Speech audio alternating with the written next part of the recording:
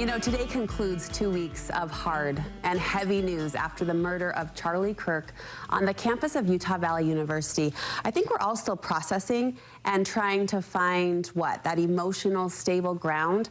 But we're drawing upon the balm of Governor Cox's words from a press conference 1 week ago today. Let's look back. I'll just conclude with with words I share often from a friend and author, Yuval Levin, who was asked if he was optimistic about our country. And he said, I'm not optimistic. He said, I hate optimism. Like, that sounds bad. But he said, optimism is a vice. It's this idea that good things are just going to happen.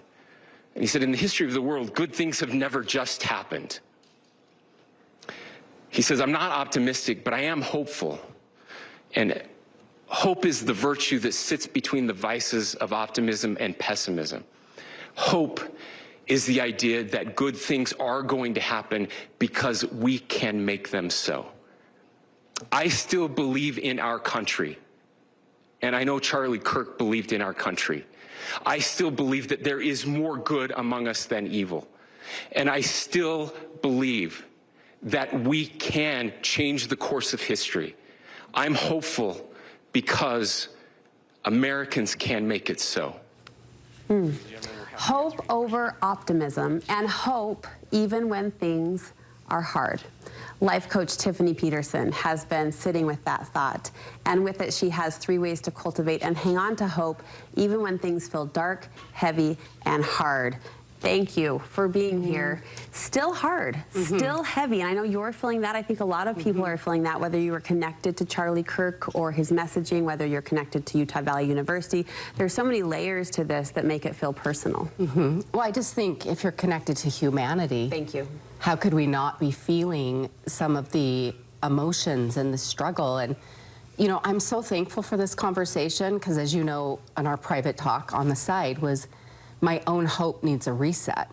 So to look at this and dig deeper and to come home to some of these truths around hope, and that we get to make some choices here at this crossroads that we're at as a humanity.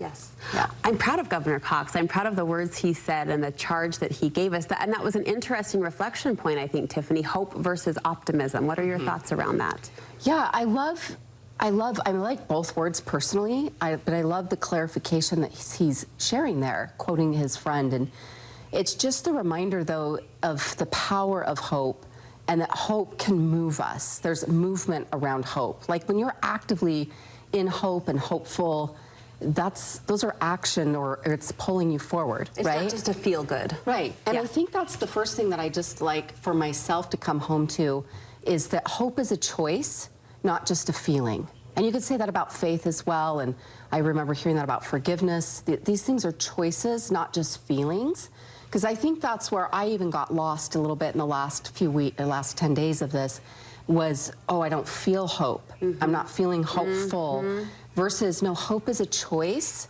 not just a feeling. When you frame it as a choice, it gives us power in an otherwise powerless situation, right? We all are grappling for what to do, and hope just feels like something that we experience, but no, hope is something you can choose. Yes, and when we come, exactly what we just said, choice is so empowering, right? Where it's like, oh, I can choose this. Yes. And therefore, I get to make a stand. And so I think all of us get to look at that question as, what are we gonna choose right now? For ourselves, for our own homes, our mindsets, and who are we going to be in the world? How are we going to choose to show up? And is it going to be in the energy of hope and light, or the opposite? And here's a Tiffany thought that I hadn't considered previously, but you're pointing out that this work, whether it be hope, faith, forgiveness, this work takes practice. Hope takes practice. Yeah, and I think that's really important, is because sometimes we hear something like this and it can just sound like, oh, it's a cute thing we put on a quote on a plaque and put it in our kitchen or something. Instead of like an active practice, just like a yoga or any other muscle, is, okay, I need to exercise and strengthen that in myself. And then asking yourself, what invites more hope to my life? What invites the light, right? Versus all the heavy and the dark. And it's not that we ignore the heavy and the dark, we're grieving. Yet we come home to, I'm gonna still choose to get off the couch. I'm gonna go for that walk physically, but doing that emotionally, spiritually, is what helps your spirit and your mind and your well-being ultimately to say, I'm going to practice the things that inspire or invite the hope back in. Yes, and what you're describing in our last 30 seconds, what you're describing takes intention. And you use that word a lot, but this is a time you believe, I like it, it's a time you believe we can be more intentional. Yeah, I think intention is such a powerful word and concept and a state of being. And I think, again, all of us looking at coming home to our own intention, who am I going to be? How am I going to show up? For myself, for my home, for my community, for humanity, that's really a question we all get to look at right now. A hope reset. Yeah, I like hope that. Reset. It applies to all of us, every home, every family, every individual, every human, as you said. Tiffany, thank you. Where can we get more of your wise words? You can find me on Instagram at Tiff Peterson. Thank you. Thanks.